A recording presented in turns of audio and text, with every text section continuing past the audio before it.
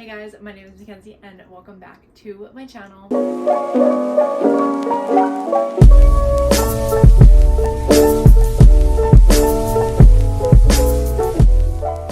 It is officially December 1st, which not only means I can finally listen to Christmas music, but it also means that it is time for a monthly reading wrap-up.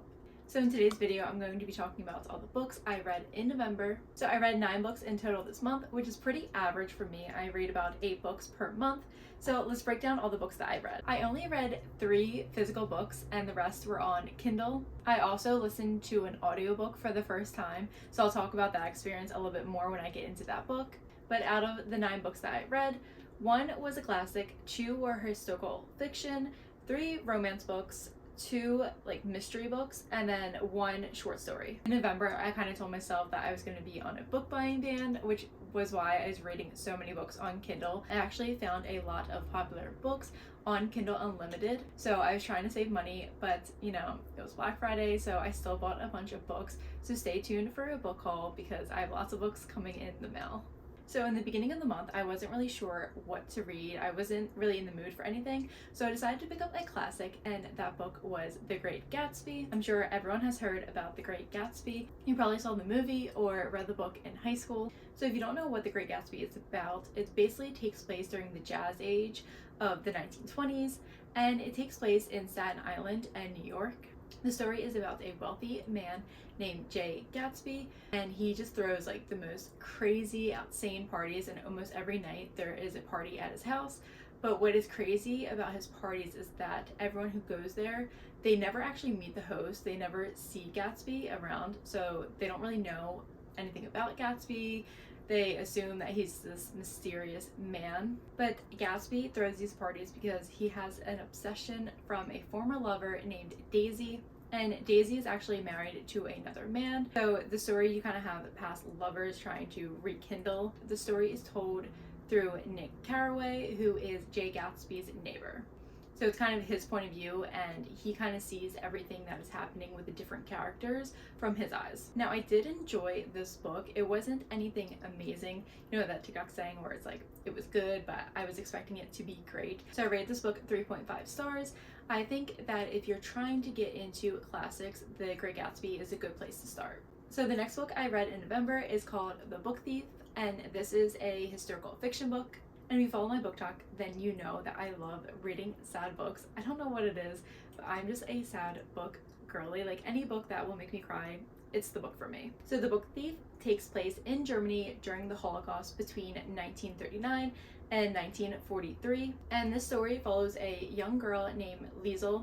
I believe she is 9 when we first meet her, and her mother has to give her up to the foster care because her dad is a communist. Her dad basically gets taken away, and then her mother decides to give her up in fear that the whole family is going to be taken. So Liesel is forced to move in with this new family in Germany. And this book is actually narrated by Death, which I just think is such a interesting and cool idea. It really works for this book. So Death is actually telling the story of Liesel and all these things she goes through. So Liesel is actually not Jewish, but throughout the book, her family, her foster family, actually takes in a Jewish man and they hide him in the basement. But it's called The Book Thief because this young girl, she likes to steal books. There's bombings going on and all this other stuff happening in Germany, and her way to kind of escape everything that's going on is by reading. I just think that Death narrating this book was just a genius idea to do. And if you're a Sims lover than me, then it just reminded me of the Grim Reaper the whole time I was reading it. In this, Death kind of becomes your friend because you see his point of view of how he's taken all these people that are dying and he's seeing these people die because of the Holocaust. And I just thought it was a really interesting concept. I love this book so much. I gave it 5 stars. I can't remember the last time I cried so much while reading a book, and I was up at 2 a.m. literally sobbing, not just a tear, just sobbing from this book. It is one of my favorite books I've ever read and might actually be my favorite book of the year. So if you're looking for something that's very heartbreaking but also has some historical fiction in it, then I definitely recommend reading The Book Thief. So after reading The Book Thief, I was still in a historical fiction mood and I still wanted another sad book to read. So I decided to pick up 1,000 Splendid Suns. So this is a heartbreaking book that follows two women who are forced to face the many damaging effects of a society called the Taliban, who takes over Afghanistan. The Taliban forces these women of Afghanistan to take part of their forbidding laws and all these rules that they have to follow. And if they break these rules, there are harsh consequences. I found this book very informative. There are so many things that I didn't know, and it really opened my eyes so much about women's rights. And it is just so heartbreaking that in other countries, there are men that basically have full control over a woman and their body, which is just so messed up in so many ways. It talks about the events of Afghanistan throughout the last 30 years, from the Soviet invasion to the takeover of the Taliban.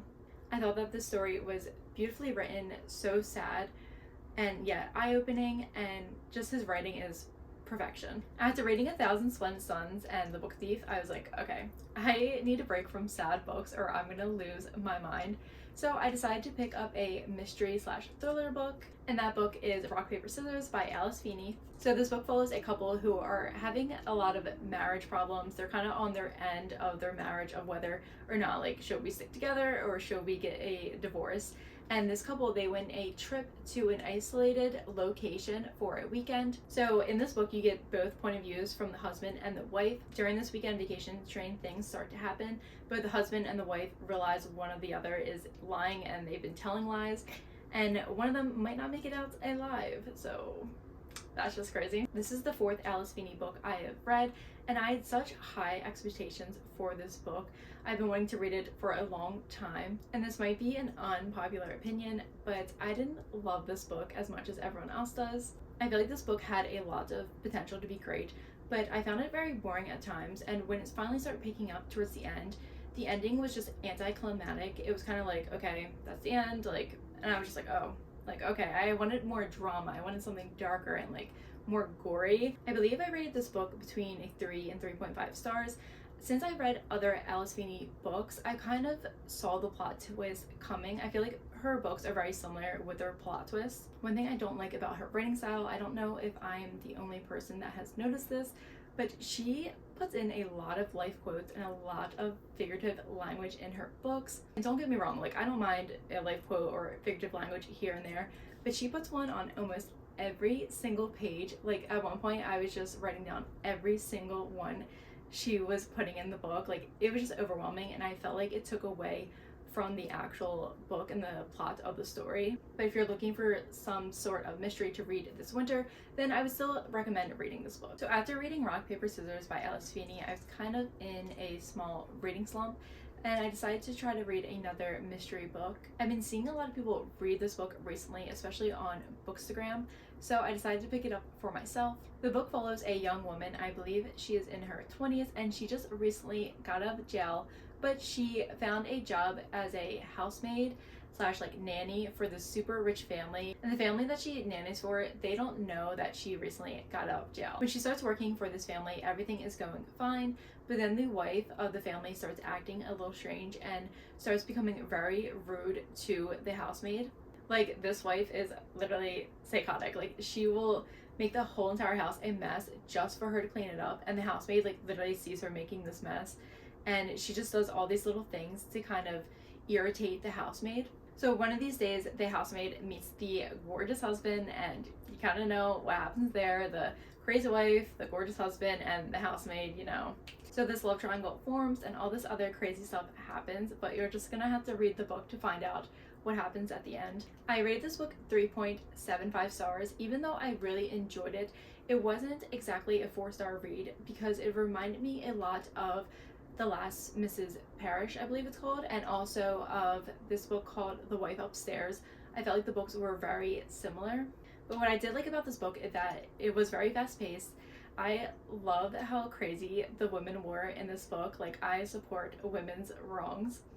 If you are looking for a fast-paced thriller or just something quick and easy to read, then I highly recommend picking up The Housemaid. So next, I decided to pick up a Christmas book. I was kind of getting into the Christmas spirit, and that book is called 'Tis the Season for Revenge. If you are a fan of the movie Legally Blonde, then you have to pick up this book. So this book follows a girl named Abby, and she gets broken up by her successful lawyer boyfriend on Halloween. he decides to break up with her. So just like in Legally Blonde, Richard breaks up with Abby because he was like, oh, like, you're too fun, you're not serious enough. And Abby has done everything for Richard. Like, she does his dry cleaner. She's basically his personal assistant. And Richard has just treated her so badly. So her and her friends decide to come up with the perfect revenge plan to get back at Richard. And part of that plan is to actually hook up with Richard's boss, and his name is Damien. He is, I believe, the partner of the law firm. So Abby's plan is to date her ex's boss so that she can get invited to the office holiday Christmas party. This Christmas party literally means so much to Abby because when she was dating Richard, it was always her dream to go to this Christmas party, but he would never invite her even though they were dating for like 3 years. And of course, things are going wrong when Abby ends up developing feelings for her ex's boss, Damien. I was pleasantly surprised by how much I enjoyed this book. I gave it 3.5 stars. I'm not really a huge fan of spicy romance books, but I just loved Abby in this book. I thought she was such a fun girl, and I support anyone who's trying to get revenge on any men. I thought Damien was a great guy, but my problem with spicy books is that sometimes when it's the guy's point of view, it gets very cringy. Like, the amount of times he kept calling her baby, I was just like, I just wanted to throw up in my mouth. And what I also liked is that this book isn't overtly Christmassy. Like, I know sometimes when you read a Christmas book, I feel like on every page they mention the word Christmas or something to do with the holidays, where this one only focused on a Christmas party, so it wasn't so much in your face, and it actually focused on the story of Abby and Damien. I would also recommend this book if your favorite Taylor Swift song is Better Than Revenge. Those lyrics with this book just makes the perfect combination. And also in this book, in the beginning, there is a book playlist, which I absolutely eat up. I love book playlists so much. I also recommend this book if you're looking for just a cute, Christmassy, but also very spicy book to read for the holidays. The next book I read, I kept seeing all over TikTok, so I decided to pick it up, and it is called Indigo Ridge. This is a small town romance book with a little bit of mystery involved. It follows a girl named Wynn, and she decides to move back to her small town in Quincy, Montana, where she was just recently hired to be the chief of police. So on Wynn's first night back to Quincy, Montana, she decides to go to a local bar where she runs into Griffin Eden and ends up having a one-night stand with him. This guy, Griffin Eden, so his family is basically the founding family of this town. Like, everyone knows who the Edens are. They're a huge family. I believe there's 3 boys and 3 girls in the family, and they basically just like run this whole town. So since Wynn is brand new to this job and also to this town, she tries to stay away from Griffin because she doesn't want to be associated with anyone, especially someone as popular as him and his family are. And she isn't really looking for a relationship. She just got out of one recently, and Griffin is also known to be kind of like the player of the town. So they both try to stay away from each other, and of course, it's a romance book, so they end up rekindling and getting together. And like I said before, there is a little bit of mystery in this book. Since Wynn is the chief of police, something happens in this town, and Wynn finds out that the Edens family might actually be involved. I really enjoy romance books where there's also like a mystery or a thriller involved at the same time. And while I did enjoy this book, I didn't love it. For me, in the beginning, I felt like the author was trying to make it seem like Griffin and Wynn would be enemies to lovers, but you didn't really even see that like tension. I would rather have wanted more of a slow burn, but I feel like everything was just happening so fast. I thought the vibes of the small town romance was great, and I gave this book 3.5 stars. So after I read Indigo Ridge, I decided to pick up the second book to see if maybe I would like that book more. And the second book in the series is called Juniper Hill.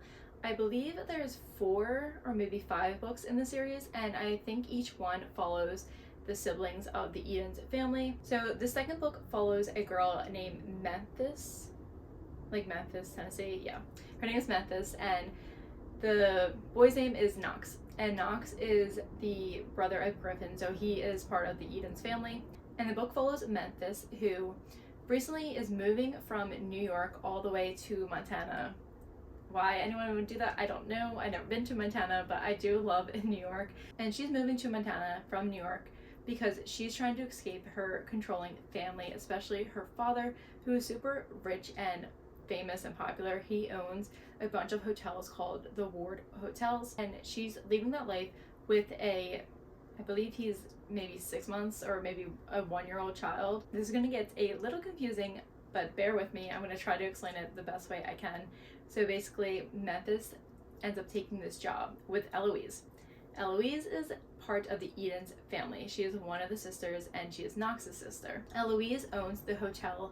Her brother works in the restaurant for that hotel. Memphis literally has nothing. Like, she has no place to stay. So Eloise is like, why don't you just stay with my brother? Like, he has this huge house. So Memphis is like, okay, sure. So you have that trope where it's like close proximity or like under the same roof, that kind of trope. Right away, Memphis and Knox do not get along just because Knox doesn't really want anyone staying with him. But of course, they end up falling for each other. I ended up giving this book 3 stars. I didn't really love it that much. I definitely liked the first book better, but I think I concluded that I'm not going to continue with the series. I just find the series to be kind of mediocre and nothing too special about it. But let me know in the comments down below if you think I should continue with the series and if it does get any better. So the last book I read in November is called The Bookstore Sisters. This is by Alice Hoffman. It was the first time I listened to an audiobook, and it definitely was an interesting experience. I'm not sure if I loved it just because I feel like I have a short attention span. So when I'm actually like reading words, I understand things like more. Where it's like if someone's just talking into my ear, I don't really pay attention or listen. Anyway, this is a short story, like extremely short. I believe it's 36 pages long. It follows 2 different sisters, Isabel and Sophie, and they grew up together in Maine. And their family owned this bookstore in Maine, but unfortunately both of their parents are gone. And the one sister, Isabel, now lives in New York, and the other sister, Sophie, decided to stay behind and take care of this bookstore. Both of the sisters also had a falling out, so Isabel, the one from New York, she refuses to go back to Maine, and she hasn't spoken to her sister in a long time.